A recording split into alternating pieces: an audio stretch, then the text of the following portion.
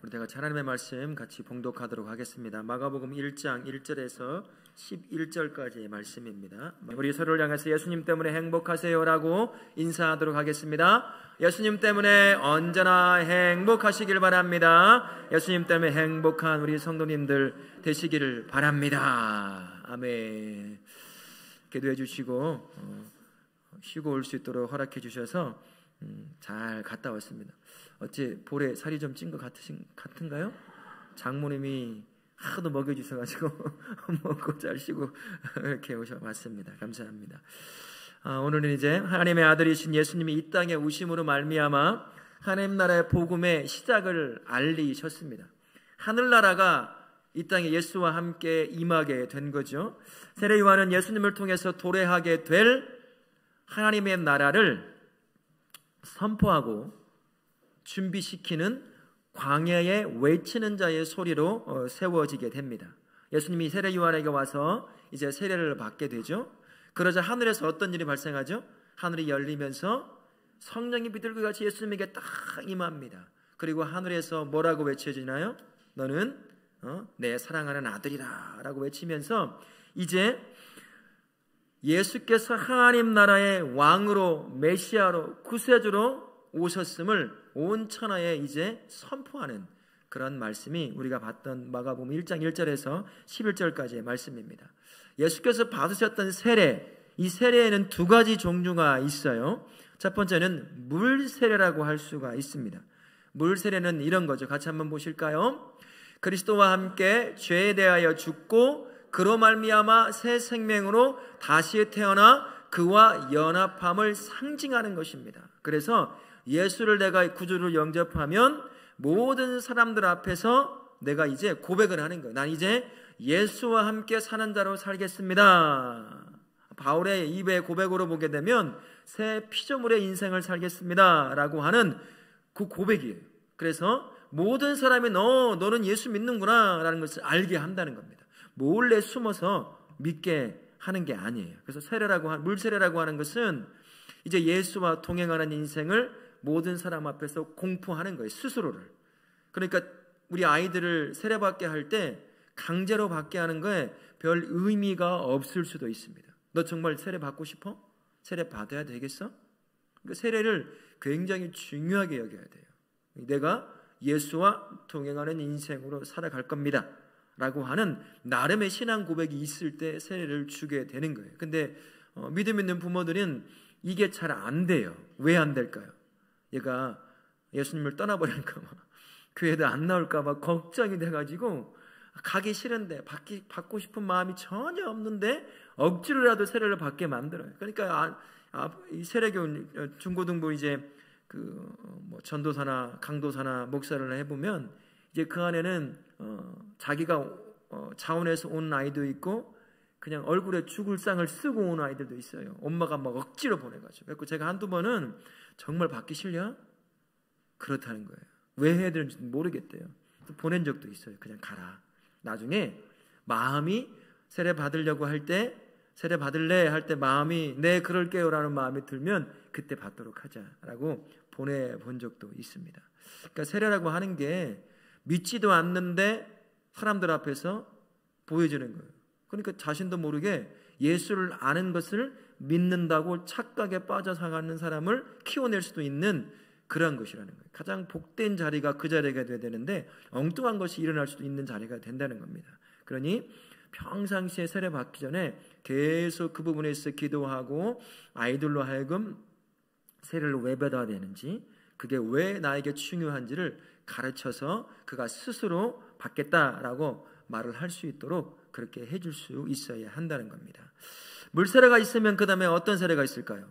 성령 세례가 있습니다. 말 그대로 예수 그리스도를 내가 성령의 감동 가운데 받아들이는 거죠. 같이 한번 읽겠습니다. 시작. 예수 그리스도를 구주로 고백하고 회개하는 순간에 베풀어지고 거듭난 성도는 성령 세례를 모두가 다 체험했어요. 성령 세례를 체험했다고 했을 때 어떤 일이 발생할까요? 막 전기가 찌릿찌릿 오고 막 그러는 걸까요? 영혼이 뒤집어지는 걸까요? 방언을 하고 막 병 고침에 이상하고 일어나고 그런 걸까요? 전혀 그렇지가 않아요. 성령 세례라고 하는 것은 예수를 믿는 믿음의 고백이 일어나는 순간이에요. 내 안에서 내가 예수를 어떻게 알지도 못하겠는데 그분이 나의 구주임을 내 마음과 영혼과 입이 고백하는 거예요.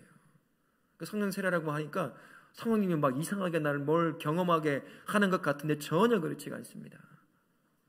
내 입이, 내 삶이, 내 영혼이 예수님이 구주라고 하는 그 고백이 자연스럽게 나오는 거예요. 그래서 그 다음에 성령 세례를 받고 나서 그 다음에 받는 세례가 대부분 물세라고 할 수가 있어요. 순서를 굳이 정한다면요. 근데 거꾸로일 수도 있습니다. 이 순서는 바로 정해져 있는 건 아니에요. 마지못해 물세례를 받았어요, 누군가가. 그런데 어느 날 성령이 그에게 강력히 감동을 주셔서 그가 그제서야 예수를 믿는다고 고백할 수도 있다는 거죠. 순서는 그리 중요하지는 않습니다. 여하튼 세례는 두 가지가 있다는 사실. 물세례를 받았다고 해서 내가 무조건 예수를 믿는 사람이라고 스스로 장담할 수는 없다는 거예요. 내가 성령 세례를 받아야 돼. 근데 물세례를 안 받았어도 성령 세례를 받았으면 내가 예수를 믿는 사람인 것이죠. 아직 모든 사람에게 공포를 안 한 상태일 뿐인 거죠. 여기 계신 모든 분들은 성령 세례를 받은 줄로 믿습니다. 다 예수님이 구주이신 줄로 믿습니다. 그러면 새로운 피조물이 되었어요. 여러분의 입이 바뀌었습니다. 여러분의 영혼이 바뀌었어요. 새로운 피조물이 되었어요. 인생의 가치관도 바뀌었습니다. 여러분의 인생의 초점도 바뀌었어요. 어디로 향하죠? 여러분의 인생이요? 예수님을 향하는 거예요. 이제는요. 먹어도 입어도 돈을 벌어도 건강을 찾으려고 해도 다 예수님을 향한 삶의 방향으로 바뀌어진 인생이라는 것입니다. 그가 성도요 구원받은 인생입니다. 그런데 우리 모든 성도님들은 새 피조물에 합당한 삶을 사실 수 있기를 바라겠습니다. 아멘. 우리 1절부터 5절까지의 말씀 한번 같이 보겠습니다. 세례 요한이 백성에게 물로 세례를 베풀기 시작을 하죠. 그러자 1절과 3절에서 선지자 이사야의 예언에 따르면 세례 요한은 어떤 사람이라고 되어 있습니까? 예수님의 길을 준비하기 위해 광야에서 외치는 자의 소리가 되어 그의 오실 길을 곧게 피는 거예요. 꾸불꾸불하고 울퉁불퉁한 길을 마치 일자로 대로로 만들듯이 그렇게 만들어서 회개하고 예수 앞으로 돌아오는 길을 만들어 놓는 자가 이 세례 요한이었습니다. 4절과 5절을 보시면 세례 요한이 요단강에서 한 일이 무엇이었어요? 죄사함을 받게 하는 회개의 세례를 베풀었습니다. 회개의 말씀을 선포할 뿐만 아니라 그 회개를 받아들이고 회개하며 내가 죄인됨을 고백하고 다시 태어나기를 원하는 자들에게 물로 세례를 주었습니다. 그 일을, 이 모든 것이 바로 예수의 오시는 길을 준비하는 길이었습니다. 성도는요, 세례 요한처럼 세상에 복음을 외치는 소리라 할 수가 있습니다. 복음은 말로만 전하는 게 아닙니다. 말로 전할 수 있어요. 굉장히 중요한 도구가, 복음을 전하는 도구가 언어잖아요. 입이란 말이죠. 근데 그것만을 가지고 복음을 전하는 게 아닙니다. 성도는 새로운 피조물이죠. 세상을 향해 복음을 외치는, 마치 세례 요한처럼 광야에서 외치는 소리처럼 세상에서 외치는 소리가 돼야 돼요. 그 외치는 소리가 입에서 나오는 울림이 있는 그 소리뿐만 아니라 그 성도가 새 피조물의 삶을 살아가는 그 자체가 바로 세상을 향해 외치는 소리가 되는 거예요. 내가 예수를 믿고 예수 믿는 자의 삶을 살아갈 때 그게 바로 세상을 향한 외침의 침묵이지만 그 자체가 바로 세상을 향해서 외치는 소리가 되는 거예요. 그 사람들이 이 소리는 귀로 듣는 소리가 아니라 뭘로 듣는 소리일까요? 눈으로 듣는 소리예요. 경험하는 소리입니다. 몸으로 살아내는 그 외침이 가장 큰 외침이 될 줄로 믿습니다. 우리 성도님들은 그렇게 세상을 향해서 입으로, 삶으로 복음을 외치는 그 외치는 자의 소리가 되실 수 있기를 바라겠습니다. 첫 번째 은혜 나눔 한번 같이 보시면요, 세례 요한은 물로 회개의 세례를 전파하여서 주님이 오실 길을 준비하고 있었습니다. 주님의 재림을 기다리는 성도 또한 주님께서 다시 오실 길을 예비하고 준비하는 영적인 세례 요한이라고도 볼 수가 있습니다. 세례 요한의 그가 살아왔던 삶이요, 다시 오실 예수님을 준비시켜야 될, 그분을 맞이할 길을 준비시켜야 될 지금 현대 성도들에게 좋은 삶의 본이 된다고 할 수가 있습니다. 세례 요한, 예수님의 오늘 그 길을 사명으로 알고요, 남들이 뭐라고 하건 그 사명을 최선을 다해서 살아갔던 삶입니다. 그도 우리만큼 많은 안팎의 유혹을 느끼던 사람이었어요. 그 앞에 수많은 사람들이 몰려왔습니다. 우리가 여러 번 세례 요한을 해서 들었는데 수많은 사람들이 그의 세례의 말씀과 그 세례의 회개의 세례를 받기 위해 세례 요한 앞에 나왔어요. 그리고 그의 말을 듣습니다. 인생을 변화시켰습니다. 그 심지어 제자가 된 사람도 적지 않다는 거죠. 사람들에게 많은 명성을 얻었어요. 그리고 그를 따르는 수많은 사람들의 내면에 세례 요한을 두고 메시아가 아닌가라고 하는 마음이 들 정도로 유대 사회를 들썩이게 만들었던 사람이 바로 세례 요한이라고 할 수가 있어요. 사람이 이 정도의 명성을 얻고 인기를 얻고 누군가의 추앙을 받게 되면 이 안에서 스물스물 올라오는 그런 유혹이 있어요. 자기가 메시아가 되고 싶은 겁니다. 그런 유혹이라고 세례 요한이라고 그게 없었겠어요? 그런 유혹도 분명히 있었을 것이고 주변의 제자들이 그를 자꾸 부추길 수도 있었을 것입니다. 그러나 그 모든 유혹에 조금은 흔들렸을지는 모르겠지만 끝까지 넘어짐 없이 그에게 맡겨진 예수 그리스도의 오실 길을 준비했던 사람, 그 사람이 바로 세례 요한이라고 할 수가 있는 겁니다.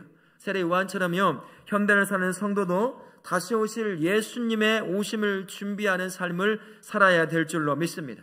이를 위해서 성도가 이렇게 마음을 다져야 돼. 나는 복음을 세상을 향해 외치는 자의 소리다. 입으로, 삶으로 그들을 향해, 예수님이 없는 세상을 향해 나의 입과 삶으로 외침으로 말미암아 예수님이 없는 자들이 나를 통해 예수님을 발견하게 만들어줘야 돼요. 그게 바로 세례 요한이 예수님이 오시기 전에 그 예수님의 오실 길을 준비했던 것처럼 지금 다시 오실 예수님, 재림하실 예수님을 기다리고 있는 우리가 세례 요한처럼 세상으로 하여금 예수님을 맞이할 수 있도록 길을 준비하는 삶입니다. 입을 통해, 삶을 통해 세상을 향해 복음을 외치는 자의 소리로 살아가는 것, 나는 그러한 사람이다 라고 하는 마음을 가지고 세워진 그 자리에서 살아가는 거예요. 여러분들 세워진 자리가 어디예요? 어디예요? 가정이죠. 가정만 세워졌어요? 직장이죠. 학교입니다. 학원입니다. 사업장이에요. 여러분들 세워진 모든 자리가 내가 복음의 소리가 되어야 되는 자리예요. 입으로, 나의 삶으로 복음을 외쳐댈 수 있는, 내가 지나가고 내가 함께 있는 것만으로도 복음의 소리로 외쳐져야 된다는 것이에요.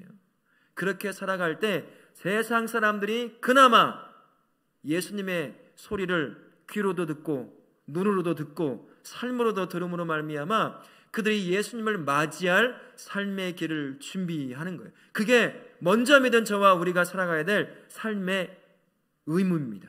책임이라는 것이에요. 나만 혼자 잘 믿고 뭐 잘 되건 말건 남들이 어떻게 되건 말건 살아가는 것이 그게 성도가 살아갈 삶의 모습이 아니라는 거예요. 사랑하는 성도님들, 여러분들이 세워진 그 자리가 바로 복음의 소리가 되어야 된다는 사실을 기억하십시오. 내 입으로 예수님을 직접 말할 수도 있어요. 그러나 그 자리에서 하나님이 기뻐하시는 삶, 하나님이 행복해하는 그 삶, 최선을 다해서 정직함과 정의와 공의를 실현해내는 그 성도의 삶을 살아가면 그 자체가 바로 복음의 소리를 외치는 거예요. 입으로만 예수님 믿으세요 했는데 침묵의 외침인 삶이 뒷받침 되지 못한다고 한다면 제대로 복음이 전해질 수 있을까요? 그렇지 않습니다. 너나 잘 믿어. 너같이 믿는 게 예수 믿는 거면 나는 예수님 안 믿어. 이렇게 되는 것입니다. 물론 우리는 연약해요. 넘어집니다. 실패할 수가 있어요. 그럼에도 불구하고 우리는 광야에 외치는 세례 요한처럼 세워진 삶의 자리에서 세상을 향하여 입과 삶으로 복음을 외치는 자라는 사실을 기억하시고 그렇게 세상으로 하여금 다시 오실 예수님을 맞이할 준비를 시키는 영적 세례 요한의 삶을 사실 수 있기를 예수님의 이름으로 부탁을 드리겠습니다. 아멘. 우리 6절부터 11절 말씀을 한번 같이 보시겠습니다. 세례 요한이 예수님에게 세례를 베풀죠. 7절 말씀에 세례 요한은 자신을 어떤 사람이라고 이해하고 있습니까? 예수님의 신발끈을 풀기도 감당할 수 없는 종으로 스스로를 잘 이해하고 있습니다. 8절 말씀해 보시면 세례 요한은 자기 뒤에 오실 주님이 어떤 일을 하실 거라고 믿고 있지요? 예수님은 성령으로 세례를 베푸실 분으로 여기고 있습니다. 자, 9절부터 11절에 세례 요한이 예수님에게 세례를 베풀자 하늘에서 어떤 일이 일어납니까? 하늘이 갈라지고 성령이 비둘기처럼 예수님에게 쭉 내려옵니다. 그리고 하늘에서 음성이 들리죠? 뭐라고 들리나요? 너는 내 사랑하는 아들이라, 내가 너를 기뻐하노라 라고 하는 하나님의 음성이 들려옵니다. 그러므로 말미암아 예수 그리스도가 이제 그분을 통해 복음이 시작되었음을 온 천하에 유대 땅에 선포하는 일이 발생하게 된다라는 거죠. 성도는 예수님이 누구시고 성도 자신은 어떤 사람인지 분명히 깨닫고 있어야 돼요. 분명히 인식하고 있어야 한다는 겁니다. 예수님은 어떤 분이실까요? 예수님은 왕이십니다. 왕이란 말은 무슨 말일까요? 다른 말로 하면 내 인생의 주인 되신다라는 것입니다. 그러면 성도는 누굴까요? 왕이신 그분의 종이에요. 선한 의미에서 종이에요. 자녀됨의 종이죠. 백성됨의 종인 것이죠. 이 분명한 정체성이 성도에게 확고하게 주어져 있어야 하는 겁니다. 그래야 예수님을 순종하며 따라갈 수가 있어요. 예수님을 마치 내 종처럼 부려먹으려고 하는 사람이 있어요. 내 필요를 채워주는 사람 정도로 그렇게만 여기는 예수 믿는다고 하는 사람들이 많다는 겁니다. 그러나 그렇지 않아요. 세례 요한은 분명히 그가 현대를 살아가는 저와 우리 성도들에게 예수님과 성도의 이 관계가 무슨 관계인지를 명확하게 보여줍니다. 그분이 메시아이시고 우리는 그분의 오실 길을 준비하는 종이라는 얘기예요. 그걸 분명히 하실 수 있기를 바랍니다. 예수님은 내 마음대로 조종할 수 있는 분이 아니라는 사실을 기억하는 우리 성도님 되실 수 있기를 바랍니다. 그리고 두 번째 은혜 나눔의 말씀을 보시면요, 세례 요한은 자신이 주님의 종이라는 사실을 명확하게 알고 있었어요. 그가 베풀고 있는 세례도 예수께서 베푸실 그 성령 세례의 그림자의 역할, 준비시키는 역할 정도밖에 되지 못한다는 것을 분명히 알고 있었습니다. 교회를 세워가는 참된 사역자들도 마찬가지예요. 주인인 주님의 종이라고 하는 사실에 대한 분명한 인식 가운데 자신의 삶을 항상 경계를 해야 돼요. 내가 내 삶의 주인이 되려고 할 때가 있어요. 내가 내 삶의 주인이 됐음에도 그것도 모르고 살아가는 것이 성도일 수도 있습니다. 교회의 주인이 예수님인데도 사람이 주인이 되어버렸어요. 그런데 그것도 모르고 그게 마치 잘된 것이냐 그렇게 여기며 살아갈 때도 있을 수 있다라는 것입니다. 그러니 항상 스스로를 경계해야 한다는 거예요. 예수님이 주인이시고 나는 그분의 종된 사람이다 라고 하는 세례 요한의 인식을 분명히 가지고 있어야 될 줄로 믿습니다. 하나님은 예수님 안에서 하나님의 나라를 위해서 우리를 사명자 또는 종으로 세우셨어요. 그래서 교회라고 하는 것이 어떤 것이냐면요, 하나님 나라를 보여주는 모델하우스 같은 그러한 것이 교회라고 할 수 있어요. 작게는 예수님과 동행하는 살아 움직이는 성도가 바로 모델하우스가 되는 거고, 공동체로 말한다면 교회 공동체가 모델하우스예요. 새로운 집을, 아파트를 이사 가려고 할 때 여러분 어떻게 하셔요? 아직 짓지도 않은 아파트 어떻게 봐야 돼요? 모델하우스를 가봐야 되잖아요. 물론 모델하우스가 더 좋게 보여서 실제 아파트보다 아파트와 다른 부분 종종이 있다고 그러는데, 바로 모델하우스를 들어가면서 보면서 내가 새롭게 지어질 아파트를, 이 아파트를 사면 좋겠다라고 하면 그것을 보잖아요. 견본품을 보면서 그걸 선택한다는 거죠. 마찬가지입니다. 교회라고 하는 것도 하늘나라를 보여주는 모델하우스 기능을 하는 게 바로 교회라고 하는 것입니다. 그래서 세상이요, 교회를 바라봄으로 말미암아 하늘나라가, 하나님의 나라가 어떠한 것인지를 간접적으로 알 수가 있어요. 성도가 성도다운 모습으로 살아갈 때 그 성도를 바라보면서 하나님의 나라 말하는데 그 나라는 저런 사람들이 살아가는 곳이구나 라고 간접적으로 알 수 있다는 겁니다. 교회 공동체를 바라보면서 똑같은 거예요. 하늘나라라고 하는데 그게 저 교회를 바라보면 저런 곳이 하늘나라가 아닐까라고 세상에 간접적으로 눈으로 보고 귀로 듣고 경험하게 만들어준다라는 것입니다. 그게 바로 교회라고 하는 곳이라는 거예요. 그래서 하나님은 하나님의 나라에 모델하우스인 교회를 세우시려고요, 성도로 하여금 다양한 사명자의 삶을 살게 하셨습니다. 여기에 보면 에베소서 4장 11절 말씀에 이렇게 기록이 되어 있어요. 제가 한번 읽어봐 드릴게요. 그가 어떤 사람은 사도로, 어떤 사람은 선지자로, 어떤 사람은 복음 전하는 자로, 어떤 사람은 목사와 교사로 삼으셨으니, 다양한 모습으로 하나님을 보여주게 될 모델하우스로 세워지는 그 교회를 세울 수 있도록 다양하게 하나님께서 사명자로 세워서 교회를 세워가게 하시더라라는 것입니다. 그래서 하나님 나라의 모델하우스인 교회는요, 목사와 함께 다양한 사명자로 부름받은 성도가 함께 협력해서 교회를 세워가는 거예요. 그 과정 가운데 때로는 삐걱거리기도 하죠. 서로가 차이가 있으니까, 다름이 있으니까. 근데 그 가운데 그럼에도 하나가 되어서 건강한 교회를 세워갈 때 그 교회가 맺는 열매들이 있습니다. 뭐가 있을까요? 사랑이라고 하는 건 열매를 맺겠죠. 용서라고 하는 열매를 맺어요. 협력이라고 하는 열매를 맺고, 섬김이라고 하는, 겸손이라고 하는, 희생이라고 하는 다양한, 하늘나라가 어떠한 나라인지, 누가 그 나라에서 살아가는 사람인지를 보여줄 수 있는 열매들이 때로는 크게 때로는 작게 교회 공동체 내에서 교회를 세워가는 사명자들끼리 함께 협력하여 세워갈 때 그런 열매들이 맺어지기 시작하는 거예요. 그래서 세상 사람들이 그것을 보는 겁니다. 아, 하나님의 나라는 저런 거구나, 저런 거구나 라고 간접적으로 이제 경험을 하게 되는 거예요. 그러나 한국의 교회들을 보게 되면 정말 시끄러운 것이 참 많이 있습니다. 왜 그러냐면요, 하나님의 나라를 보여주는 모델하우스로 세워질 교회에 주인이 바뀌어버린 경우가 참 많이 있기 때문이에요. 사람이 주인이 되려고 그래요. 자기도 모르는 사이에 내가 이 말을 내놓는 즉시 사람이 주인이 됩니다. 사람이 주인이 되면 교회라고 하는 것은 조용할 수가 없어요. 시끄러워집니다. 시끄러워져요. 갈등이 일어나는 거죠. 세상 사람들이 바라볼 때 그렇게 시끄러운 교회를 바라보면서 하늘나라를 볼 수 있을까요? 없을까요? 못 보는 거예요. 세상에 하늘나라가 저렇게 싸우는 곳이야? 그럼 왜 내가 하늘나라에 들어가야 되지? 내가 왜 예수님을 믿어야 될까? 아니, 저기 가니까 더 잘 살던데. 이렇게 되는 거예요. 사람이 주인 되려고 할 때, 내 인생의 주인도 사람이 되면 하나님과 멀어지는 것처럼 교회 공동체도 마찬가지더라고요. 사람이 자꾸 자기를 고개를 드러내려고, 고개를 들어서 자기가 주인 행세를 하려고 하면 반드시 교회는 갈등이 일어나요. 시끌시끌하다는 거예요.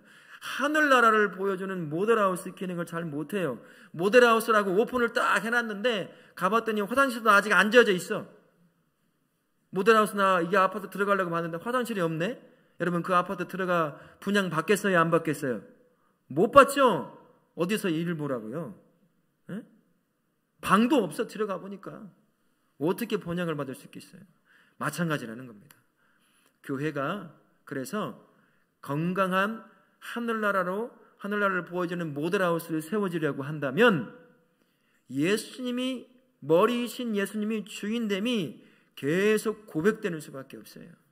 목사부터 해서 중직자, 직분자들, 성도가 입으로, 삶으로 고백되는 수밖에 없습니다. 내가 주인이 아니지, 내 마음대로 할 수 없지, 예수님의 나는 몸이요 지체일 뿐이지, 머리이신 예수님이 교회의 주인이지, 내 안에서 하고 싶은 것이 있어요. 그러면 하나님 어떻게 해야 합니까? 어떻게 해야 될까요? 건강한 모델하우스로 지어지는 교회의 특징 중에 하나가 목사부터 해서 하나님 앞에 묻는 질문을 많이 한다는 거예요. 내가 주인이 아니니까 주인된 예수님께 묻는 거예요. 예수님, 어떻게 하면 될까요? 하나님, 내 마음에 이런 마음이 있는데 이것을 하려고 하는데 어떻게 하면 될까요? 할까요? 말까요? 나로 하여금 인도해 주십시오. 그렇게 목사부터 중직자, 직분자들, 모든 성도가 묻는, 하나님께 주인 앞에 물어야죠. 종이, 안 그래요? 종이 알아서 판단해가지고 집을 운영하는 종이 있으면 그 사람, 그 종은 어떻게 될까요? 팔리는 거예요. 뒤지게 맞고, 속된 말로 뒤지게 맞고 싼값에 팔아버려요. 그런 종들은. 종은 반드시 주인에게 물어야 합니다. 내 생각이 있어도 주인이 가지고 있는 생각은 다르길 수 있다는 사실을 명심하면서 묻는 거죠. 하나님, 어떻게 하면 될까요? 이게 옳은 것일까요? 이게 선한 것일까요? 어떻게 하길 원하십니까? 그렇게 사는 거예요. 그렇게 교회를 모델하우스로 세워가는 겁니다. 그 가운데 이 안에 영적 질서가 있어요. 목사를 중심으로, 사역자를 중심으로 직분자들이 그리고 성도들이 함께 모여서 협력하는 것입니다. 무엇을 향해서요? 하나님이 기뻐하시는 것이 무엇인지, 무엇이 성도를 건강하게 세워갈 것인지, 무엇이 더 선한 것인지, 선한 것이 많이 있지만 더 선하고 좋은 것이 무엇인지를 선택해 가는 것이죠. 열린 마음으로. 그리고 내 것이 선택이 안 돼도 함께 좋은 것을 더 선택했으면 같이 박수 쳐주고 최선을 다해서 협력하고 그것을 향해서 내 마음에 안 들어도 협력해서 모델하우스를 세워가는 거예요. 그 가운데 삐걱거리죠. 왜 안 삐걱거리겠어요? 다름이 있고 차이가 있는데요. 그러나 더 선한 것을 위해서 내 안에 내가 원치 않는 마음이 있으면 내려놓는 겁니다. 그게 바로 세상 사람들이 보는 모습이에요. 아, 하늘나라는 저런 곳이구나. 내가 하고 싶은 것이 있어도 더 나은 것이 있으면 내 것을 내려놓는 것. 그리고 나보다 못한 사람이 있다 하더라도 그가 하나님 앞에 잘 세워지도록 겸손하게 그를 세워가는 것. 그런 모습들을 다 보면서 하늘나라가 어떠한 나라인지를 간접적으로 보기 시작하는 거예요. 한국에 세워진 많은 교회들이요, 천국을 잘 못 보여줘요. 교회가. 왜 그럴까요? 시끄럽거든요. 세상 사람들이 교회 저러면 안 되는지 더 걱정을 해요. 저러면 안 되는데 이런 걱정을 하고 그런 걱정을 들어야 되는 시대가 지금 한국 교회가 됐어요. 왜 그럴까 곰곰이 생각해 보면 사람이 주인을 하려고 하니까 그러는 거죠. 몸된 교회예요. 예수님의 몸된 교회는 예수님이 주인입니다. 우리는 종이에요. 세례 요한의 그 마음이 우리 안에 품어져야 돼요. 그리고 협력해야 됩니다. 내 마음에 안 들 수가 있어요. 내가 원하는 대로 방향이 안 잡힐 때도 있어요. 그러나 하나님께서 사역자를 중심으로 세워서 이끌어가면 그게 악한 것이 아니면 순종하고 따라올 수도 있어야 된다는 거죠. 그런 과정 가운데 교회가 세워져 가게 되는 것입니다. 우리 다락계 모든 성도님, 저를 포함해서 모두가 다 내가 주인이 아니라 머리이신 예수님이 주인이라는 그 사실을 인정하고 주님께 묻고 또 묻고 그 가운데 가장 선한 것을 선택할 때 협력하여 그렇게 하늘나라를 보여주는 모델하우스를 세우는 저와 우리 성도님 되실 수 있기를 예수님의 이름으로 축원합니다. 아멘. 마지막 세 번째 은혜 나눔을 한번 같이 보겠습니다. 죄 없으신 예수님이 죄인들과 하나가 되시려고요, 세례를 받으셨어요. 세례는 누가 받는 거죠? 이 당시에 물세례는요, 죄인이 받았어요. 내가 죄인입니다. 다시 한번 물세례로 깨끗이 씻김을 받은 새로운 피조물로 태어나는 그런 고백이었단 말이죠. 근데 예수님이 그것을 직접 몸으로 보여주신 거예요. 그분은 세례를 받을 필요가 없어요. 죄가 없으시니까. 세례를 베푸시는 분이지 세례를 받을 필요가 없으신 분이었습니다. 무슨 말일까요? 우리 예수님은요, 군림하고 부리는 왕이 아니라 사랑하고 섬기는 왕으로 이 땅에 내려오셨다라는 것입니다. 성도라고 하는 사람은요, 바로 사랑으로 다스리는 왕이신 예수님과 함께 동행하는 사람이다 라는 것을 우리가 알아야 한다라는 것입니다. 예수님은 온 우주의 진정한 왕인 줄로 믿습니다. 왜 왕이시죠? 예수님이요, 모든 것을 창조하신 창조주이십니다. 그리고 자신이 창조한 우주 모든 만물들을 통치하시는 통치자이세요. 진정한 왕이십니다.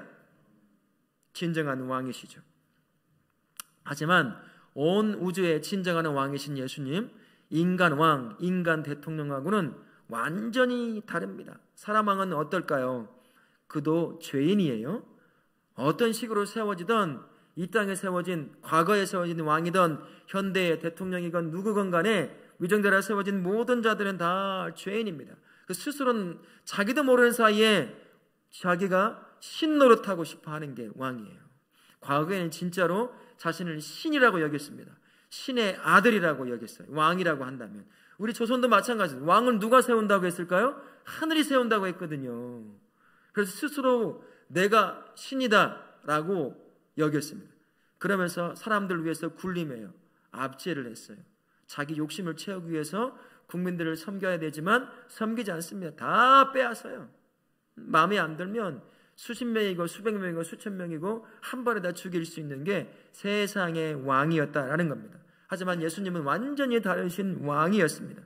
창조주요 통치자이신 진정한 왕이시지만요, 스스로 지극히 낮은 자의 모습을 취하셨습니다.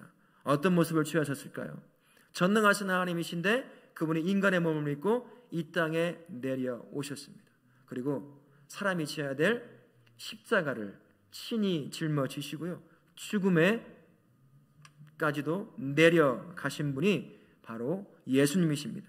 철저히 자신의 온 몸과 삶을 통해서 생명을 다해서 가장 낮은 자의 삶을 살았던 분, 그분이 바로 예수님이십니다. 군림하는 왕이 아니라 어떤 왕일까요? 섬김으로 사랑으로 세워가는 그러한 왕으로 이 땅에 오신 것이다 라는 것이죠. 성도는 사랑으로 섬기는 진정한 왕이신 예수님과 동행하는 사람인 줄로 믿습니다. 누구와 동행하는 사람이라고요?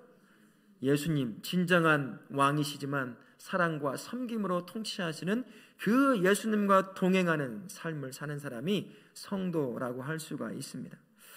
예수님께서 진정한 왕이시지만 사랑과 섬김으로 통치하셨던 것처럼 그분과 동행하는 성도도 마찬가지입니다. 그 삶을 통해서 사랑과 섬김으로 교회를 세워내고 세상을 섬기는 사람, 그 사람이 성도인 줄로 믿습니다.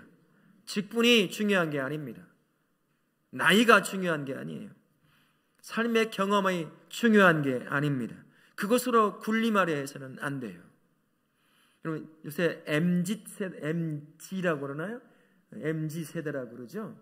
여러분, MZ세대 이해하실 수 있겠어요? 누가 MZ세대일까요, 지금? 20, 30대예요. 여기 20, 30대 누구 있어요? 한 명 있어요. 이해할 수 있어요? 이해하기 힘듭니다. 20, 30대는요, 옛날에 우리 방식으로는 절대로 협력 안 해요. 절대로 협력 안 합니다. 이해가 돼야 돼요. 군림하는 자, 통치하는 자에겐 함께 하지 않습니다. 옛날 방식은 안 통한다는 거죠. MZ세대도 그러는데 하나님께서 세우고자 원하시는 그러한 교회, 그러한 성도는 어떠해야겠습니까? 어떠해야 되겠어요? 우리의 삶의 모습이 바로 예수님을 품고 사는 삶이 되어야 됩니다. 세상을 향해서 교회가 천국을 보여주는 모델하우스 세워져야 돼요. 그런데 이 안에 세상과 똑같은 통치 방법이 교회 안을 통치한다면 세상은 볼 게 없는 거죠. 교회에서 무슨 하늘나라를 보겠습니까? 아무것도 볼 수 없는 거예요. 예수님처럼 사랑과 섬김으로 세워가는 통치의 모습이 교회라고 하는 삶에서 살아 움직이는 교회로서 세워진 그 자리에서 예수님과 동행하며 살아가는 그 모습으로 살아갈 때 세상이 하늘나라의 통치 방법을 아는 거죠. 하나님이 이 땅을 어떻게 통치하기를 원하시는지를 그렇게 보게 되는 겁니다. 그래서 예수님과 동행한다고 한다면 예수님이 하시는 그 방법이 우리의 삶의 방법이 되어야 돼요. 예수님처럼 지극히 낮아져서 사랑으로 섬김으로 교회를, 지체를, 세상을 섬겨내야 된다라는 것입니다. 저도 그렇고 우리 성도님도 그렇고 세워진 그 자리에서 예수님, 모든 왕이시지만 가장 낮은 자의 모습으로 우리와 동행하시는 그 예수님처럼 사랑과 섬김으로 세워진 그 자리를 세워낼 수 있는 우리 성도님들 되실 수 있기를 예수님의 이름으로 부탁을 드리겠습니다. 아멘. 성도는요, 예수님을 왕이요 주인으로 인정하고 세상에서 복음을 외치는 전도자의 삶을 살도록 선택받은 사람입니다. 과거에 세례 요한이 그랬던 것처럼 이제는 세워진 그 자리에서 나의 입을 통해서 나의 삶을 통해서 복음을 세상에 외치는 거예요. 들을 수 있도록 볼 수 있도록, 경험할 수 있도록, 나 연약하지만 넘어지지만 그러나 그 삶을 통해 입으로 삶으로 복음을 외쳐댈 때 세례 요한이 예수의 오심의 길을 준비했던 것처럼 저와 우리도 다시 오실 재림 예수를 그 길을 준비하는 길이 될 줄로 믿습니다. 나 때문에 그 누군가 한 사람이 예수를 만나 내가 누리고 있는 구원의 은혜를 누리면 얼마나 그것이 저와 우리에게 큰 은혜요 복이 되겠습니까? 그 준비의 길이 사는 것이 저와 우리라는 사실을 기억하시며 사시길 바라겠습니다. 성도의 삶, 교회의 삶은 하늘나라를 보여주는 삶이라는 것도 잊지 않기를 바랍니다. 내가 살아가는 모습, 내가 이 교회를 세워가는 모습을 통해서 세상 사람들은 조금이나마 하늘나라가 어떤 나라인지를 간접적으로 경험하게 될 거예요. 그런 교회, 그러한 성도의 삶은 예수님이 주인된 삶입니다. 내가 주인되어서는 절대로 하늘나라를 보여줄 수가 없어요. 머리이신 예수님이 주인임을 내 입을 통해서 매일같이 고백하십시오. 매일같이 인정하십시오.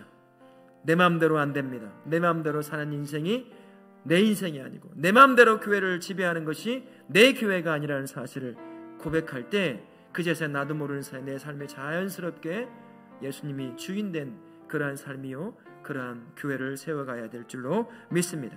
왕이신 예수님과 동행하며 군림하는 자가 아니라 통치하는 자가 아니라 예수님처럼 낮아져서 사랑과 겸손함으로 섬기는 그러한 성도의 삶을 통해서 여러분이 세워진 그 자리에서 하늘나라를 보여주는 복된 삶 사실 수 있기를 예수님의 이름으로 부탁을 드리겠습니다. 아멘.